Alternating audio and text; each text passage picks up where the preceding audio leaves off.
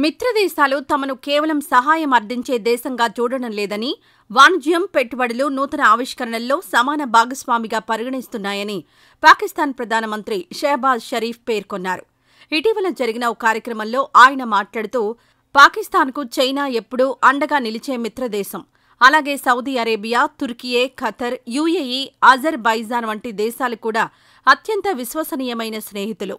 ప్రస్తుతం ఈ దేశాలన్నీ మాతో వాణిజ్యం, ఆవిష్కరణలు, పరిశోధన, అభివృద్ధి, విద్య, వైద్య రంగాల్లో పరస్పరం కలిసి పనిచేయాలని ఆశిస్తున్నాయి.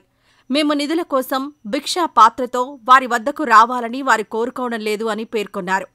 బలూచిస్తాన్లోని క్వెట్టా కమాండ్ అండ్ స్టాఫ్ కాలేజీలో జరిగిన కార్యక్రమంలో షెహబాజ్ ప్రసంగిస్తూ, ఫీల్డ్ మార్షల్ ఆసిమ్ మునీర్తో పాటు దేశ ఆర్థిక భారాన్ని మోస్తున్న చివరి వ్యక్తిని తానేనని చెప్పారు. దేశంలో సహజ వనరులతో పాటు మానవ వనరులు కూడా సమృద్ధిగా ఉన్నాయని, వాటిని సరైన రీతిలో ఉపయోగించుకోవడం ద్వారా ప్రస్తుత ఆర్థిక సవాళ్లను అధిగమించగలమని ఆయన ధీమా వ్యక్తం చేశారు. మరోవైపు పాకిస్తాన్ ఎదుర్కొంటున్న తీవ్ర ఆర్థిక సంక్షోభం నేపథ్యంలో అంతర్జాతీయ ద్రవ్యనిధి సంస్థ బెయిల్అవుట్ ప్యాకేజీని ప్రకటించిన సంగతి విదితమే.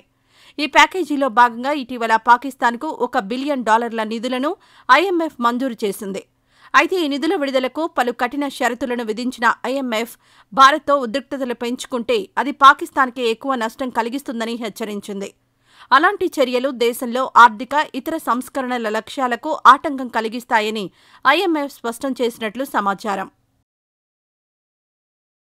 ఈ వీడియో నచ్చితే లైక్ చేయండి. అలాగే మా ఛానల్ ని ఫస్ట్ టైం గనక చూస్తున్నట్టయితే ఇప్పుడే సబ్స్క్రైబ్ చేసుకుని పక్కనే ఉన్న గంట సింబల్ ని యాక్టివేట్ చేసుకోండి. అప్పుడే మేము పెట్టే ప్రతి వీడియో మీకు నోటిఫికేషన్ గా వస్తుంది. అలాగే ఈ వీడియో పూర్తిగా చూసినందుకు ధన్యవాదాలు.